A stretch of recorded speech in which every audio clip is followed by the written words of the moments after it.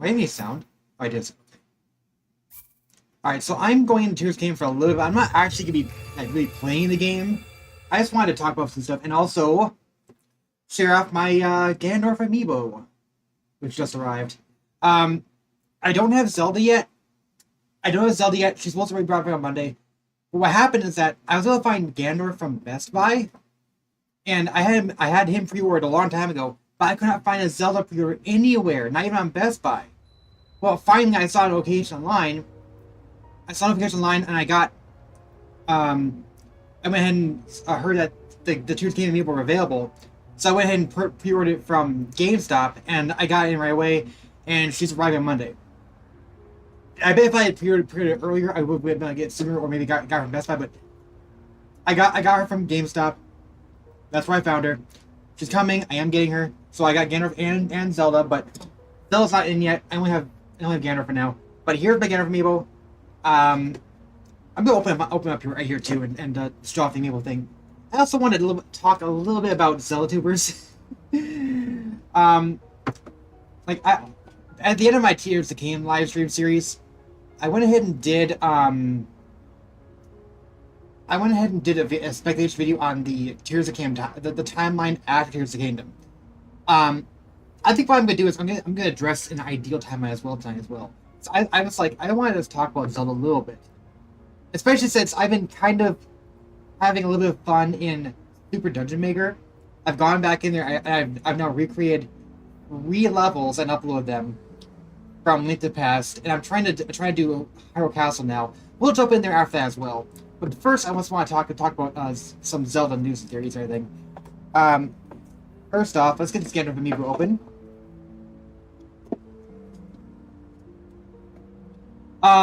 You know, tonight Ryukas, the past 2 weekends, Ryukas, Thonance, and Harangi and I have all been playing Triforce. I'm gonna say Triforce Heroes. That's a terrible game. 4 Swords Adventures, via Dolphin, and I would have been playing it tonight, except, well, I guess Ryukas is busy this weekend, so that didn't work. But in any case, we do have a new Ganondorf Amiibo. It's pretty good here.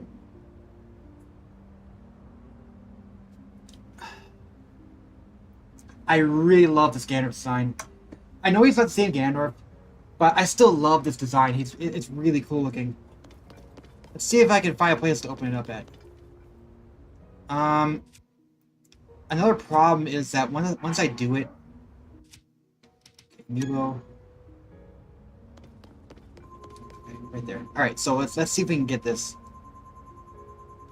Let's see, get a drop. I think I'll drop blue weapons, right? He can drop blue weapons.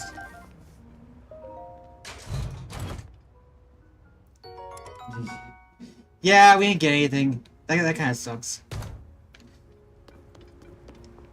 I mean, I could just load, right? In theory, I could just load.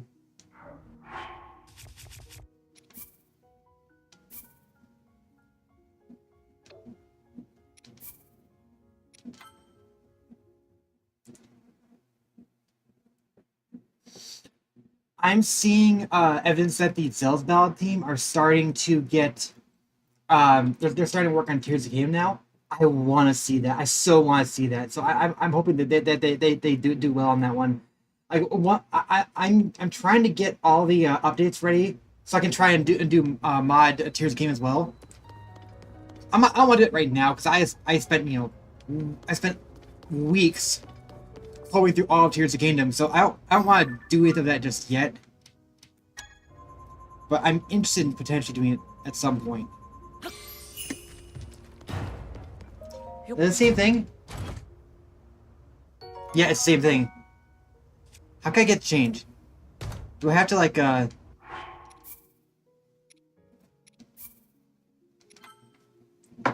maybe I'll fast travel somewhere else.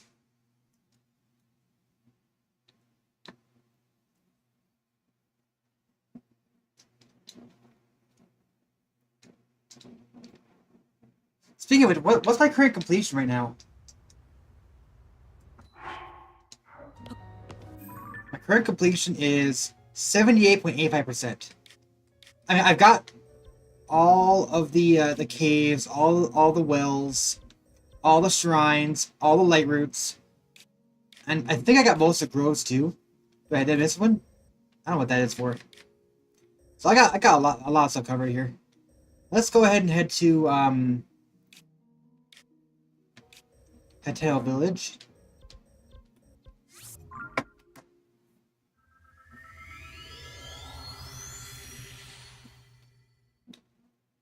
I really want to see a new Zelda world that's more alive than the Breath of the Wild world was. So that way we can get like a fully fleshed out massive world, but with plenty of towns and villages and everything all down on the landscape. That's what I want to see. I want to see something that's a lot more deeper than this one was. But I do love this. I do love how they handle the change between the two games too, though. So I did like it a lot.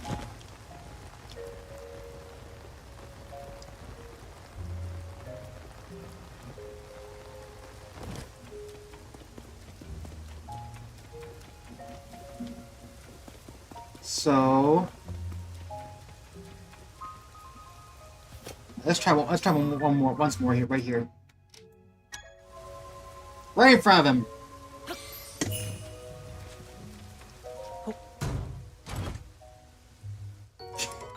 It's repeating the same thing. All right, what do I currently have for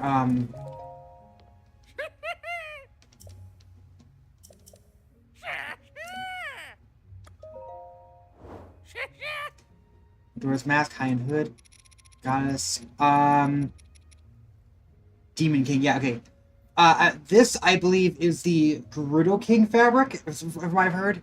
And then I don't know what the new Zelda one is. It could be like Hyrule Princess fabric swing. That's Hyrule Princess fabric.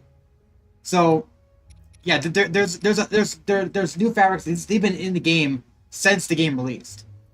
Although I didn't see a brand new update. I don't know what that was. It might have been. It's like over a month old, and I just never installed it because I hadn't put Tears Game in a long time. I don't know, but there was a new update at some point, and I think it was just for bug fix. It wasn't actually for anything important.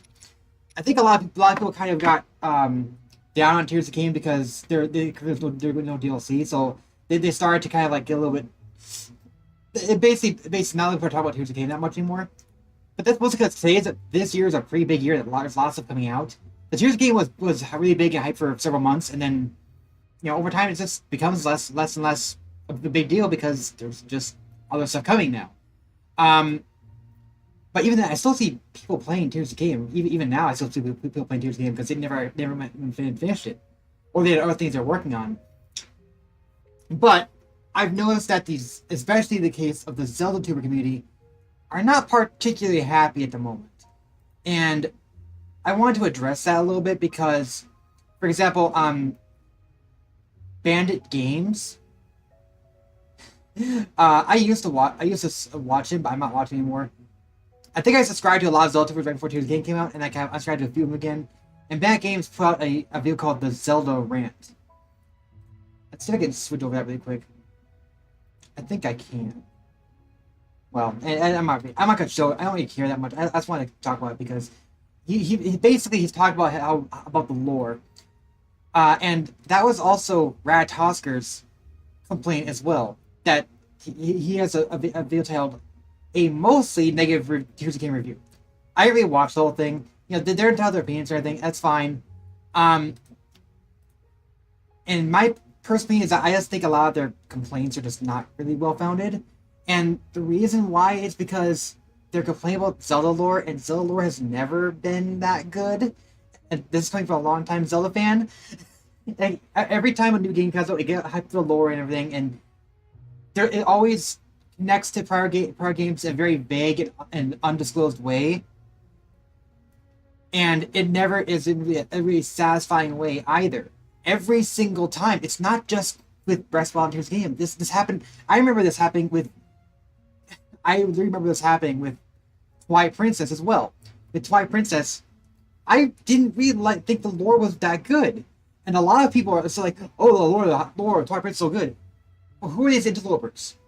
This new entity that comes out of nowhere Because Great War long before Hyrule existed.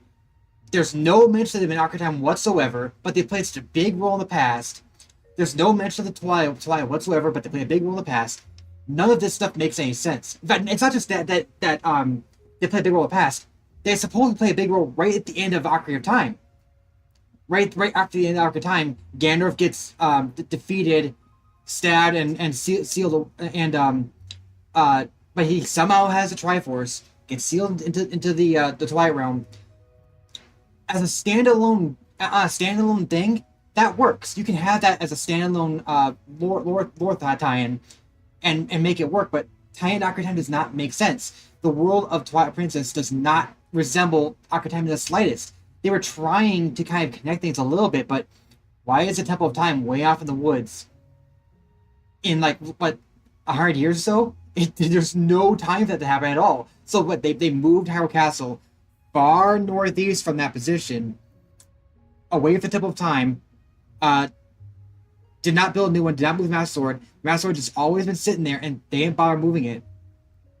They just abandoned their most prized possession for no real reason. It doesn't make any sense. Like, it makes sense in the perspective of it became lost to history. Like, they didn't know it existed, so that's why it works in context. But the simple fact is that the games are built for gameplay first, and the primary gameplay. The games are built primarily for gameplay first. That's the main thing here. yeah, exactly. Zelda doesn't make sense usually. The games are built for gameplay first, and then they make up the lore as they go along. And then they try and say, okay, here, this happened in the past as a reference to a past game. So, I dislike it when people say, there's never a Zelda timeline. Well, there always was a Zelda timeline. There was always a Zelda timeline, but it was always a very loose timeline, and the games usually didn't line up very well. Even Ocarina of Time, I mean, here's the thing, you can make it work with Ocarina of Time in a sense, because with Ocarina of Time, that was early on. The early games didn't have that deep of lore anyway.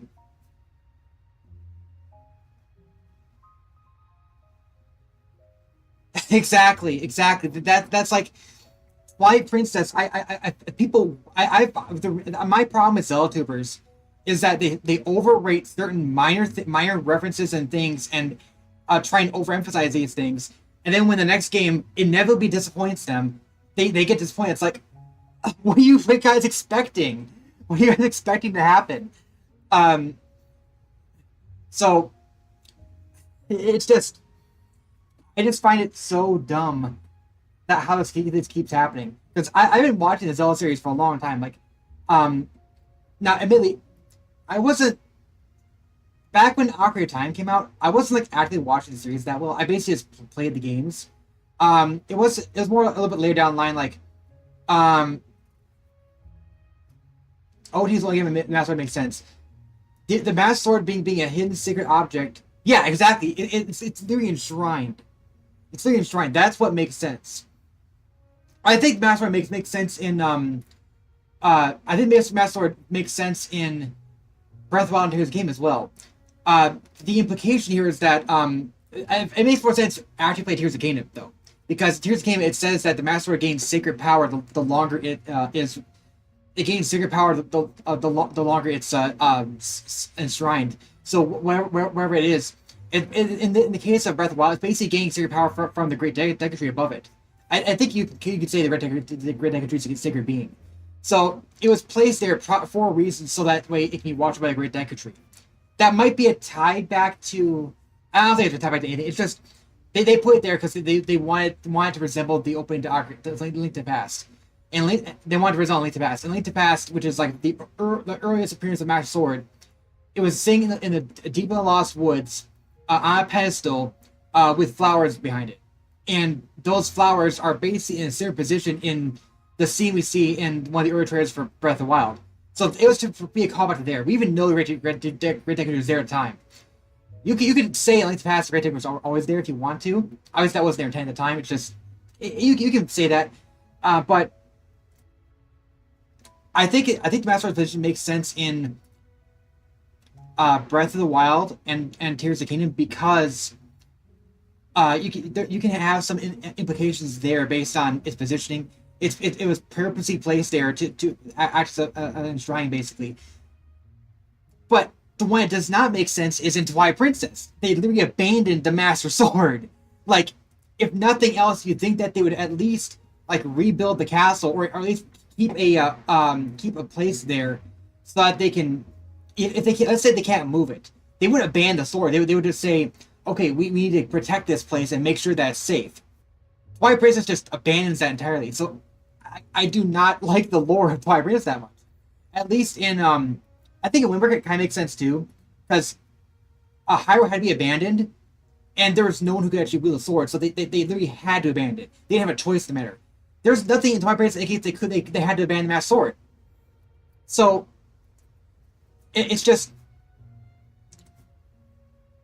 I'm just making my point here that I think a lot of people, especially ZeldaTubers, they just put way too much emphasis on the lore and way too much emphasis on specific little things, and try and build their entire narrative out of nothing.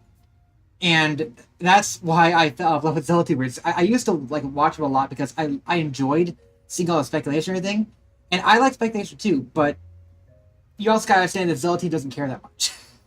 So when my personal opinion on speculation is, I'll speculate on what makes sense in the context of the games, and any commentary online and everything from developers, they don't care that much. So it's like I'll take it as a nod, but other than that, it doesn't mean that much.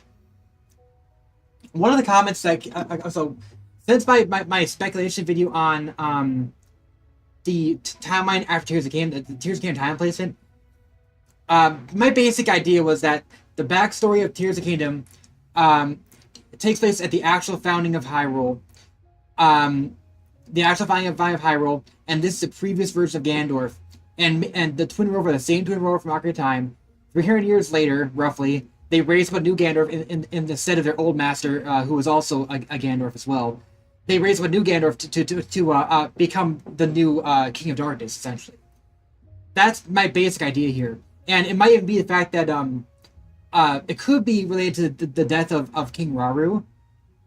That is what caused the Hyrulean Civil War. But it doesn't. But that's kind of a long time ago, though. I think it's too far long ago. Because we haven't yet had King Gustav yet either. Who's actually Minish Cap. So Gustav has to be a couple generations down from Rauru in that case. And then we've also got at some point the Hyrulean War comes up, and that's gotta be related to probably Twin Rover Rays of Ganondorf, and that creates a new mini era of chaos. And then because it could be as a nod back to what happened in to the old Demon King Ganondorf. He tries a similar thing where I don't know. I mean, this is where it kind of falls apart too, because you have to realize that they would have forgotten about this past event, which it's possible. It's possible they forgot about it, or maybe they just like, well, every new Gerudo king is called Ganondorf, so how do we know this is gonna be evil? You know, that could be another thing too. You don't really know for sure. We don't have the lore. We don't. In fact, the devs don't have the lore either. They make up as they go along. And that's the thing. I just, in regards to the lore, I basically just play each game, enjoy the game as it is, and then like, here's how it works into a timeline. Even though the Zelda team doesn't care that much, and they just don't. And this is not a new thing, and that's why I find it funny how the current ZeldaTuber fans and everything are going crazy over Tears of the Kingdom's lore, and like, this is not new. This is dated back to, heck, it's dated back to Ocarina of Time technically. Because the Ocarina of Time, it was supposed to be the Imprisoning War, and completely is nothing like the events described in Link to the Past. There's barely anything resembling it. There's a few small nods. And those small nods are Ganondorf. He happens to be a king of thieves. In this case, the thieves are a tribe called Gerudo. This is never mentioned in Link to the Past. That's one of the reasons I theorized that Blind was actually, in fact, a woman and not a man. And he was, in fact, just a descent of the Gerudo tribe. And so that was actually Blind's true form. The red-haired maiden was actually Blind's true form. That's one speculation I have, too, about Blind, is that Blind was actually a descendant of the Gerudo tribe. We don't know that for a fact, though. That there's nothing that says that at all. All indications are that Blind's supposed to be a male king, or I mean not a male king, male leader of thieves. But there's nothing that says that Blind has to be either. So that's another aspect too. It's just a minor thing for me. But one time when I did Zelda fanfiction, I actually made Blind a Gerudo leader loyal to Ganondorf. It's possible that that's the case, but there's no indication that's really true either. It's just like I like to speculate on what's there and say here's how things can line up, and if the books line up with that, I also take, of course, new information is more important. But there's the small details.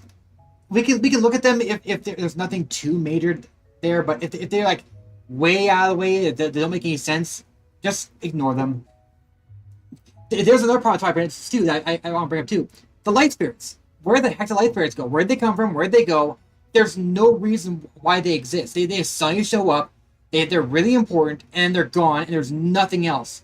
They're supposed to be these ancient beings who watch over Hyrule, and then they're there and gone in a single game. The light spirits make no sense.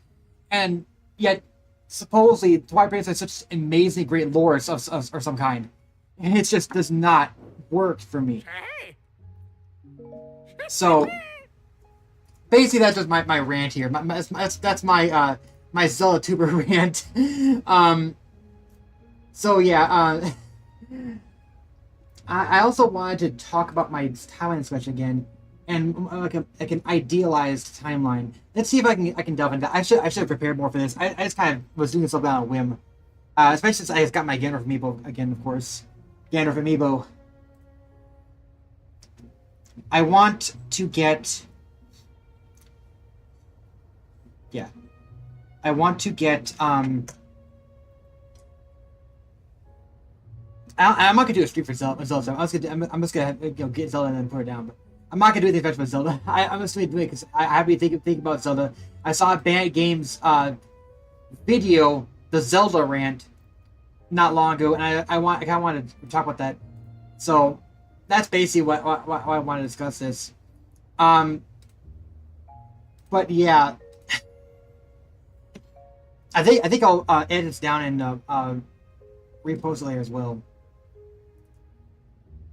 Because I'm going to go ahead and delve into the Zelda timeline next.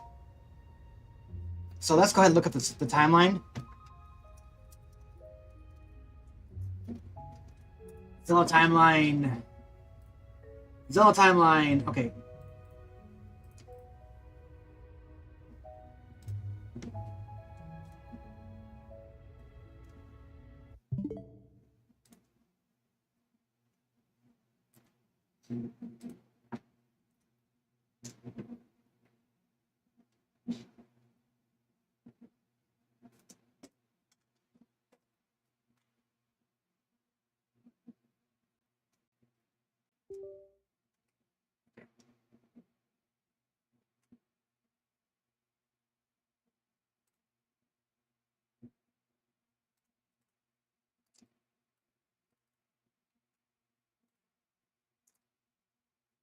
Alright, here we go.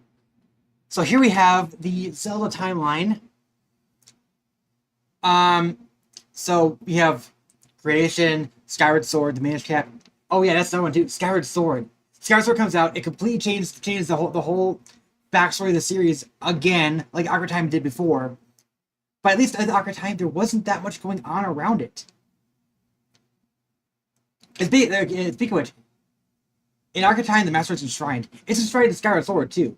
But in that case, they didn't really know about it that much. That was purposeful though. That was purposeful hiding of the Master Sword. But it was enshrined in the Statue of the Gods. So that's the one where it makes perfect sense too. I think there was a reference to the Era of Chaos. Yeah, okay, Skyward Sword. Banished to the Twilight. Secret Realm is sealed. King of Hyrule founded. So it says the Secret Realm was sealed before the King of Hyrule was founded. in theory, that actually could be King Raru who did that. He doesn't mention the Triforce. But it could be that he's the one who sealed it. It's possible that the Era of Chaos was caused by warring over the Triforce, and then as part of them coming down to Hyrule, the Zona came in, they sealed the Triforce away in the Sacred Realm, and then that's when the rest of the Twilight left. That's when the rest of the Zona left, and only Raru and Minero stayed behind. It's possible that's the case, but we don't know for sure. It's just one possibility. That could be an interesting way to define that one. As that's Kirihara was founded right here. So a lot of people say that at the end of Skyward Sword is when Hyrule was founded. But even Hyrule Sword does not say that. Hyrule Sword says that the King of Hyrule was founded long after that. I think another one is the Creating a Champion. Let's take a look at that. Not creating. It can't be Creating a Champion. Where's the Era of Chaos mentioned? I don't see it listed here, but this is supposed to be the Era of Chaos right here. This era, after Skyward Sword and before King of Hyrule was founded, is supposed to be the Era of Chaos. I think that a lot of people's confusion with Raru comes to the fact that he hasn't mentioned the Triforce. I don't think that's a big deal, to be honest. That could be because that could easily be because they just don't want to talk about Triforce. It's not relevant to the game storyline, so they don't want to talk about it at all. There's no reason to bring it up. And then you've got the Master Sword. That one's a little more weird, the fact that he hasn't mentioned the Master Sword. Because it seems like he only knows about it from Zelda, but he seems to recognize its importance, though. So maybe he knows about it, he just knows that there's nobody in his time that can actually wield the sword. Questionable, but it's possible. But basically, the way it works is that the timeline, we have the heroes defeated, the heroes triumphant, adult timeline. So the heroes defeated is supposed to be the timeline where Link is defeated by Ganon, and see Ganon without Link.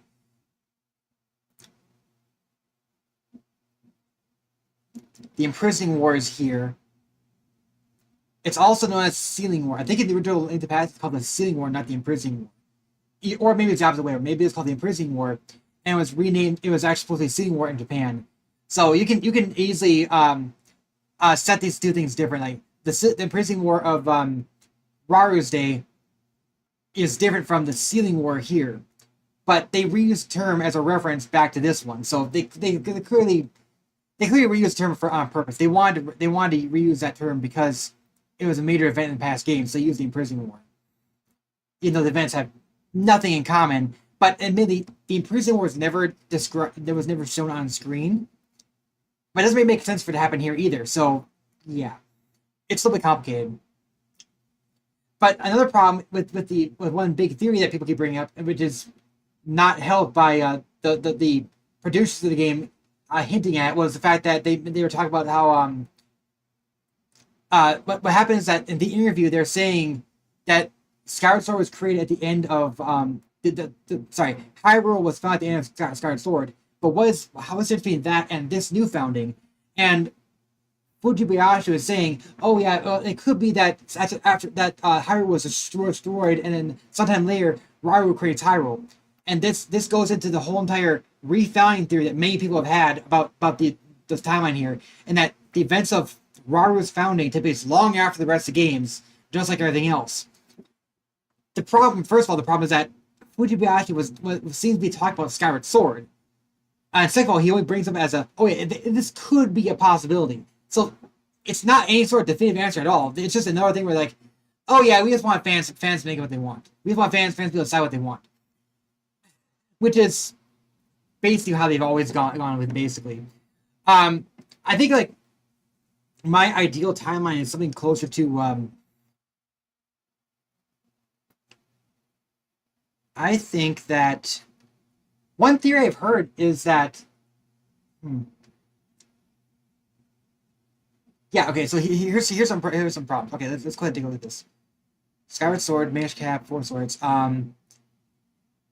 Okay, this is the interesting one here. Four Swords. I don't think this has to be here. I really don't. I don't think this has to be here. So Four Swords was stated to take us for Ocarina of Time, but the thing is, the game is a nothing storyline. There's nothing in that game that defines anything.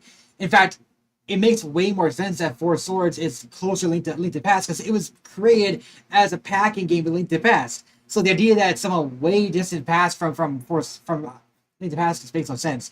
If anything, it makes more sense to be a more immediate prequel to Link to the Past. So it could be something like this: Four Swords Adventures, and Link to the Past are all back to back. So these are events that are back to back, and Four Swords Adventures. Four Swords Adventures is a new Gandalf who comes in after the previous one, and then he's still in Secret Realm, and that's probably the Prison War during. Basically, we drop Ocarina of Time being Prison War at all, and they long since did it anyway. So I think it makes more sense to do it that way. It just does. There's just too much stuff here, and too many games hard to do to make that happen. So my ideal timeline is cut the Heroes Defeat timeline altogether entirely. It doesn't make any sense. It's stupid. Put all the events of this timeline down here, and drop Four Swords down here as well. So then you would have Skyward Sword, the past events of Tears of the Kingdom with King Rauru as the Kingdom of Hyrule was founded. Then you've got Ocarina of Time. There's like a Civil War. There's like a Hyrule Civil War after that, and you have Ocarina of Time where a new king comes back and basically recreates the idealized Hyrule again, and then Ganondorf, a new Ganondorf comes up and messes things up again. Then you come here to the split timeline. This basically has to be a real split, and this was indicated back then that they want to be a split too. With I think with Wind Waker they kind of hinted at it. Basically, the Wind Waker was always stated to be after the events of the adult period, the adult timeline where Link disappears because he went back in time. So the adult time is pretty limited. It's just Wind Waker, Phantom Hourglass, Spirit Tracks. The rest of the timeline goes underneath here. You've got Majora's Mask, which is the immediate sequel, Twilight Princess, which is still kind of, again, the lore is still kind of messed up with Twilight Princess, but let's just say it's still here. Then you have Force. Then there's a brief area of peace here. The Master Swords, it's not used for a while. Master Sword kind of gets sealed away and it's not used for a while. And then you've got Four Swords Adventures, Link to the Past, oh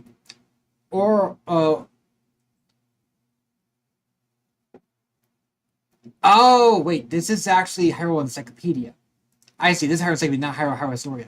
This is the updated timeline, where they moved Link's Awakening before Oracle of Seasons, Oracle of Ages. So basically, this time would be my idealized time would be Majora's Mask, Twilight Princess, Four Swords Adventures, A Link to the Past, and I'm gonna say Oracle of Seasons, Oracle of Ages, and Link's Awakening because that makes more sense. The Oracle of Seasons, Oracle of Ages more naturally leads into Link's Awakening. This new shift was done to accommodate for a Link Between Worlds, which I don't think was necessary. The idea here is that they're trying to say, because of the events of Oracle of Seasons, Oracle of Ages, the Triforce splits at the end, which was kind of implied in the ending of those games, but there's no reason why you can't have that happen before Link's Awakening. It doesn't make any sense. It's just really dumb to make that change. They were intended to be an interquel from the beginning between Link to the Past and Link's Awakening. So yeah, we'll go back to having the original lineup: Oracle of Seasons, Oracle of Ages, then Link's Awakening, then A Link Between Worlds. Then we see North Triforce Heroes. Okay. Triforce Heroes is next. Legend of Zelda: The Adventure of Link. Long time later, we have and there's no new Ganondorf during all this time, so all the malice has been trapped in underneath the ground and erupts as Calamity Ganon, and that becomes the first event of Calamity Ganon. So that will be when Calamity Ganon arrives. It'll be in the child timeline. If we keep the Hero Defeat timeline, that'll be that time. But I don't like that time. I'll work a way to make that one work too. But let's stick with for now the idea of two timelines. So we have the child timeline. We go to the end of the child timeline, which is we go through all this, get the Adventure of Link. At the Adventure of Link, in the future of this game, we have Breath of the Wild, and then the main story events of Tears of the Kingdom. The past events take place at the beginning of the timeline. So you come all the way back and it loops around. In this timeline, the sealing of Hyrule stops any resurrection of Ganondorf. So that's just gone. The old Ganondorf cannot come back because of the events of this timeline, sealing the Hyrule away. So that's just gone. So basically, Hyrule is all completely sealed away, and the old Ganondorf can't come back anymore. So this will only be on the child timeline, and it works better this way too, because that way, if you instead of 3 timelines, then you have to solve it on both these 2 timelines, and these 2 timelines aren't that different. They're just kind of dumb. So that would be my idealized timeline is only having the child and adult timelines, moving all these events after this, but also the 4 Swords before 4 Adventures. I said the Minish Cap moves down here, but no, the Minish Cap could stay here. Minish Cap is fine right here. Actually, it makes more sense that way. We can have 4 Swords happen a long time to Minish Cap, so it'd be Skyward Sword. The King Raru was founded in the event with King Raru. The Minish Cap, Ocarina of Time, and then you have 2 timelines here. Now, I've seen a couple of hypothetical other timeline theories. One timeline theory is the Minish Cap split timeline. The Minish Cap split timeline results in an alternate timeline happening because of an ending that happens in that game where Link can fail to stop Vati from taking the life force of Zelda. I see this interesting. This is an interesting idea. I don't like it personally, but it is an interesting idea where there's split time for Minish Cap instead, and that is what results in the events of 4 Swords Adventures being alongside Ocarina of Time. So it's still the same Ganondorf, but a different timeline. So basically, the Minish Cap split timeline has 4 Swords Adventures. It has 4 Swords, 4 Swords Adventures, Link to the Past. Basically, the entire double timeline after that. That's the timeline theory of the Minish Cap split timeline. With the split, is it? I don't know which one it is. I don't know if it's the main one happens as a result of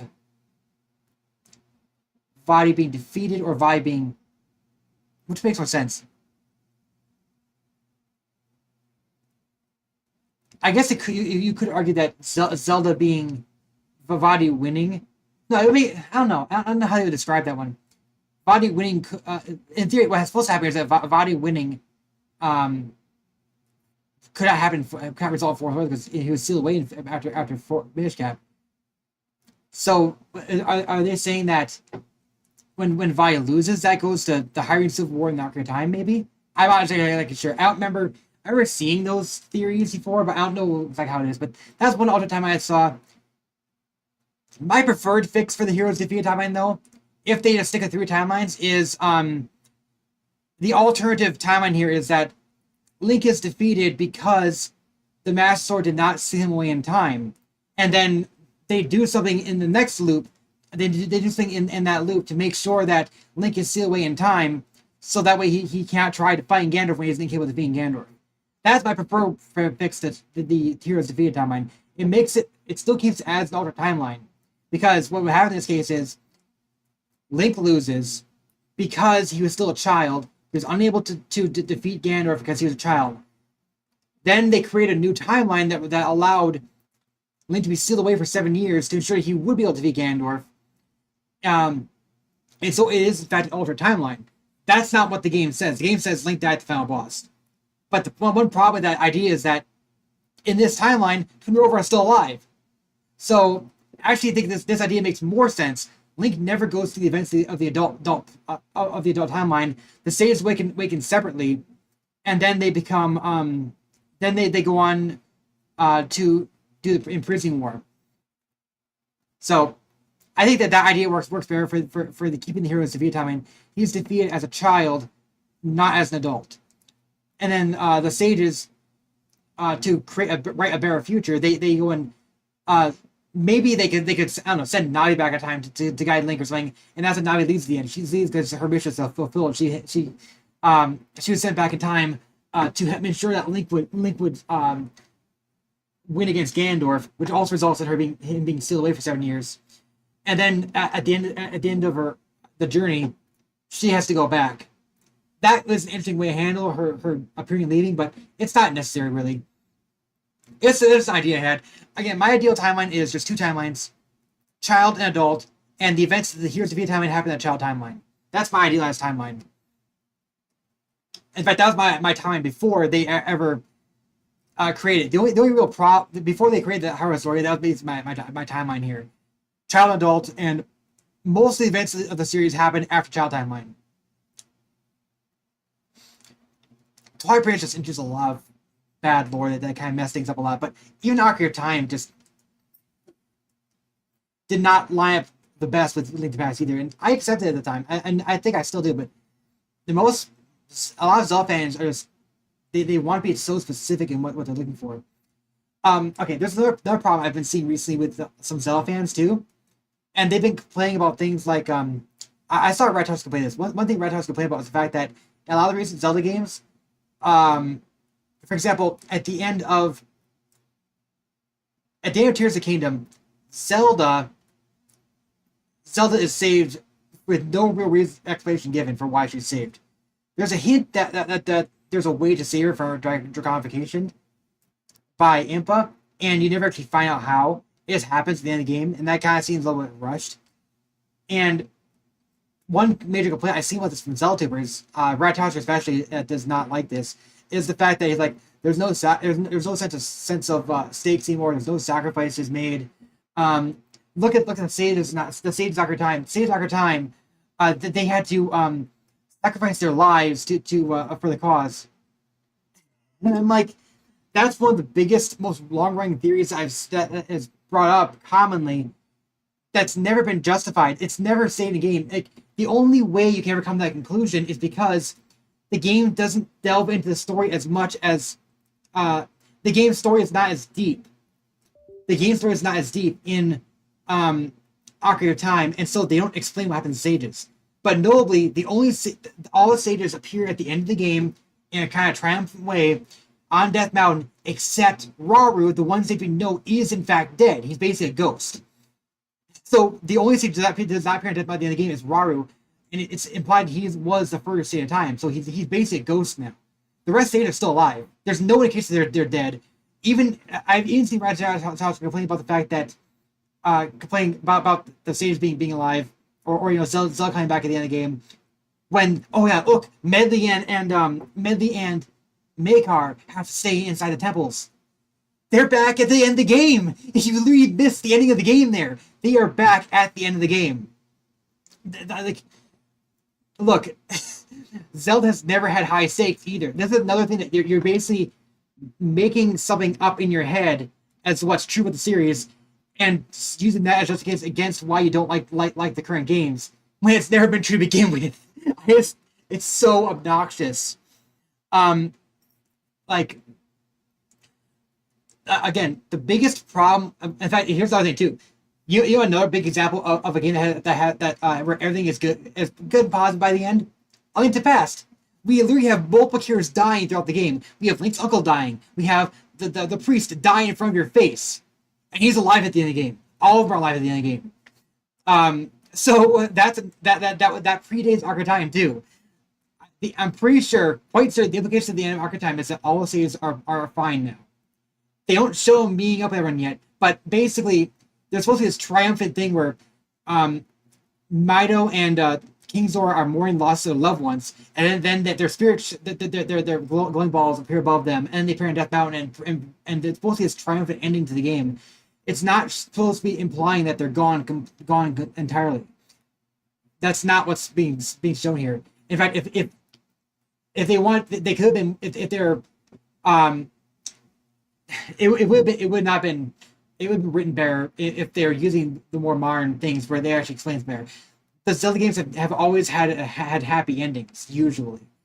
It's not some sort of deep and dark series like you want it to be. It's not like Dark Souls, which is always dark and dreary. Okay? This is not how the Zelda series works. It's never been how it works. Basically, I think the only game that has a legitimately bad ending, the only game that has a legitimately bad ending is Link's Awakening. And that's because the island was literally a dream. That's like the only game in the series that ever has a legitimately bad ending. This series is not intended to be a dark series, really at all. There's very few moments like that. Probably one of the darkest games in the series is Majora's Mask, and it's got one of the happiest endings in the series. Although if you were to read Hyrule Encyclopedia, that kind of ruins it, because Hyrule Encyclopedia implies that the entire world ceases to exist after the fact, and I think it's dumb. I think that's a really dumb explanation. I like the idea that Termina only just came to existence, but when it came to existence, it has this entirely new backstory created with it too, and then it goes on existing after the fact. I think it's really dumb that the idea that after Link and Skull could leave the world, it's gone completely. That's just, I don't like that. I do like the idea though that Termina did come into existence at that moment, because it makes sense because of all the people who Link sees that he remembers from Ocarina of Time. That is what does make sense about Termina. So the idea that it's a created world makes way too much sense for me to be not take this one seriously. But there's a happy ending at the end of the game, and that's what we see. Basically, almost every single game in the series ends on a happy note.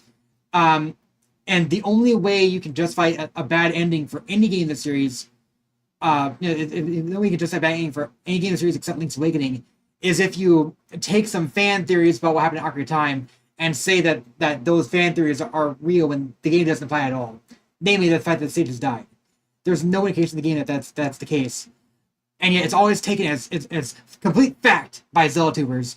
And then they dislike it when Mario Zelda games, which are a lot more explicit and clear in their storylines than Ocarina of Time was, because that's a really dated old game. They go and say, oh, there's no sacrifice at the end of the game. Zelda's back at the end of the game, and it's just so annoying to see this. So basically, that's just my summary of why I fell in love with ZeldaTubers. And also my explanation of my idealized Zelda timeline. And I'm still sticking with the idea that I'm pretty sure the developers intended on the past years of the game to be at the events of the King Hyrule founded. I'm pretty sure that's what they intended. I don't think they ever intended on it being some sort of distantly future founding. And yes, I understand that the Gerudo all the Gerudo in Tears of the Kingdom's past have pointed ears still. I don't think they cared. I don't think they cared that much. That's just... And yes, Rito existed too. We don't know when the Rito originated. We only know that there was a group called Rito in Wind Waker who evolved from Zoras. In both Tears of the Kingdom and Breath of the Wild, Rito and Zoras exist at the same time, which is another contradiction that doesn't make any sense, and you cannot justify it. You just have to go with it, okay? You can't... There's no way to justify that. You just have to go with the flow and say, okay. And that's basically how I feel with the series now. I just go with the flow and say, I like this game's lore, and I can find a way to make work the rest of the series. That's fine by me. I'm not too into overanalyzing every little thing. I just like the way it is, and that's about it. So that's basically just my summary here. Alright, I think that's it for this video. I'm gonna probably break it down in a couple of different parts and re-upload those later. And then I'm still gonna be playing Super Dungeon Maker again. So yeah, let's go ahead and start a new stream that one though. Oh, okay.